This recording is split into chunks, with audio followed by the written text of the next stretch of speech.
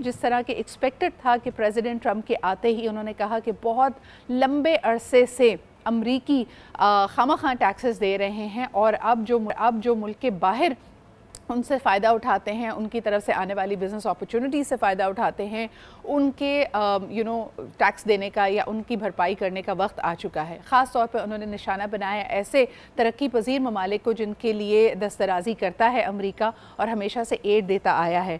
हाल ही में हमें ये पता चला है कि एक केबल के हवाले से कि यूएस ने टेम्पररी तौर पर पाकिस्तान को मिलने वाली एड को भी बंद कर दिया है। आइए ज़रा इसको डिस्कस करते हैं। सीनियर इकोनॉमिस्ट जनाब खाकान हसन नजीब साहब हमारे साथ मौजूद हैं। खाकान साहब, very good morning to you. किस तरह देखते हैं इस केबल को? Is it being blown out of proportion या is it something of grave concern for Pakistan? अस्सलाम वालेकुम टू एवरीवन। एक गुजारिश ये है कि ये जो इस वक्त जनवरी 20, 2025 का एग्जीक्यूटिव ऑर्डर है, ये 90 दिन के लिए अप्लाई करता है और ये अक्रॉस द बोर्ड चूँकि ग्लोबल है, so it's not related to only Pakistan या ये पाकिस्तान स्पेसिफिक नहीं है। So what are they going to do in those 90 days is कि दुनिया भर में सवाई यूक्रेन, इजिप्ट और इजराइल के और कुछ जो बहुत ही ऐसे प्रोजेक्ट्स हैं जो कि डायर नीड के हैं, फूड या मिलिट्री असिस्टेंस के, वो जारी रहेंगे। बाकी जगह उन्होंने इसका रिव्यू कॉल कर दिया है, जिसका मतलब ये है कि वो ये देखेंगे कि क्या इन मुल्कों को जिनको हम ये एड देते हैं वो हमारी जो एफिशिएंसी है एड की वो है कि नहीं है।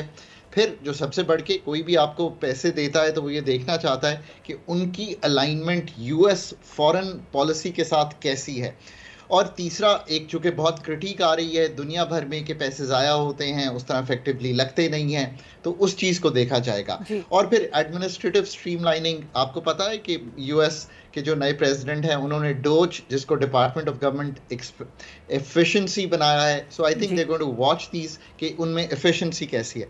पाकिस्तान के तनाजुल में बहुत सी चीज़ें चल रही हैं। पाकिस्तान एक पुराना रिलेशनशिप है इस एड का जो पाकिस्तान के साथ है, उसमें इंफ्रास्ट्रक्चर प्रोजेक्ट्स हैं, एनर्जी प्रोजेक्ट्स हैं। अब मैंने सुना है कोई हमारे ये जो एग्रीकल्चर सेक्टर की जो डेवलपमेंट है इसके प्रोजेक्ट्स हैं। सो जो ऑन गोइंग प्रोजेक्ट्स हैं वो रिव्यू में चले जाएंगे, हॉल्ट हो जाएंगे। कुछ ऐसा भी हो सकता है कि 90 दिन के बाद बंद हो जाए, ऐसा बिल्कुल मुमकिन है। साहब, मुझे बताइए कि Pakistan has often been criticised कि वो जो एक स्वीट स्पॉट बहुत सारे ममालिक ने स्ट्राइक कर लिया है while balancing their relationship between China and America, Pakistan वो नहीं कर पाया है। और हमारी जो पॉलिटिकल इकोनॉमी है, हमारी जो इकोनॉमी एट लार्ज है, it gets affected by these relations. आपके ख्याल में ये जो 90 दिन है, और आपने ख़ुद कहा कि Donald Trump is extremely clear, उनके पहले 100 दिन जो होंगे उसमें वो मुल्क नवाजे जाएंगे जो अलाइंड है अमेरिका के साथ। अमेरिका की कई हवालों से पॉलिसी में उन्होंने इशारा दिया है कि तब्दीली भी आ रही है। What does this mean for Pakistan? So देखें, इस वक्त पाकिस्तान के लिए ये दोनों पार्टनरशिप्स आर इक्वली इम्पोर्टेंट। आपको पता है कि पाकिस्तान एक आईएमएफ की एंगेजमेंट में है, यूएस आईएमएफ का सबसे बड़ा बोर्ड मेंबर है। So you want to have them on your right side. Pakistan के साथ एक बहुत बड़ा ट्रेडिंग पार्टनर है यूएस। पाकिस्तान का एक इन्फ्लुएंशियल डायस्पोरा है वहाँ पे, जहाँ से बहुत बड़ी रेमिटेंस आती है।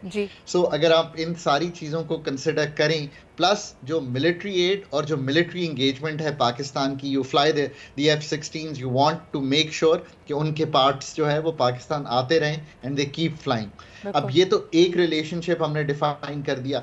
कल मुझे इसकी थोड़ी सी, सिद्रा साहिबा, आई वाज इन इस्लामाबाद, तो बेहतर रमक यूँ मिली कि एक यूएस के बहुत ही क्लोज, आप उनके कहें कि फ्रेंड भी हैं, उनकी कैंपेन में भी रहे डोनाल्ड ट्रंप की, एक हेज फंड, जो कि मैं ग्लोबली फंड्स को डील करता हूं तो आई नो ऑफ हिम, वो कल पाकिस्तान आए हुए थे and he had good words to say about Pakistan. मुझे थोड़ी सी तसल्ली हुई, you know, he kind of said कि हम इस कंट्री को बहुत नुकसान हुआ है, वॉर ऑन टेरर पे भी हम इस कंट्री की बहुत जो बुरी चीज़ें हैं उनको तो देख लेते हैं, but there are some resilience aspects that we miss.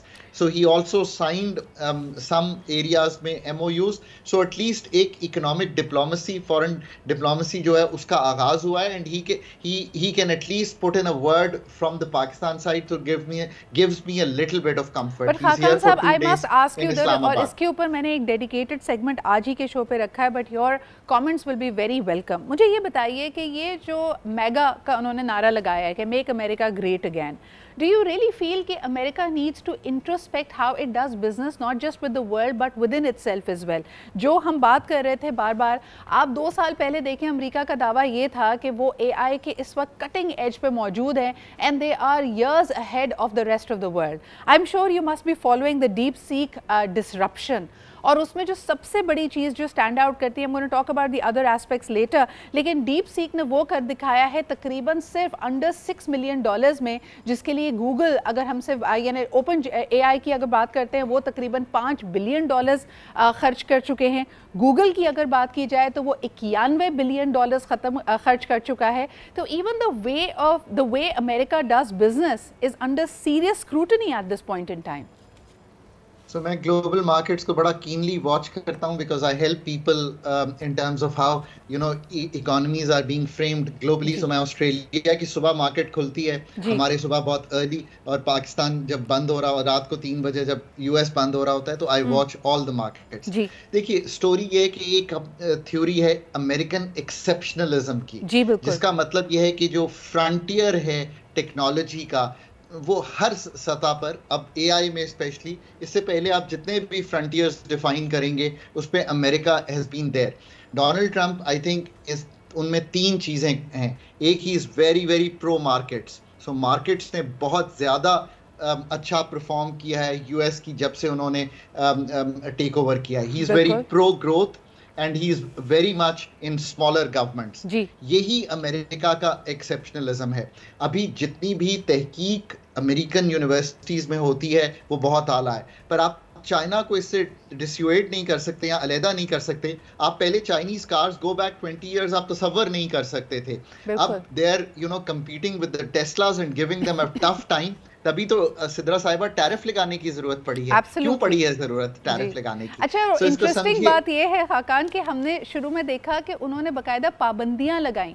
امریکہ نے نویڈا جو چپس ہیں وہ چائنا کو دینے سے انکار کر دیا, but they were so smart کہ ود H800 یعنی جو ان کے پاس میگر ریسورسز موجود ہیں اس کا انہوں نے اتنا ایکسیپشنل ایفیشنسی کے ساتھ استعمال کیا ہے.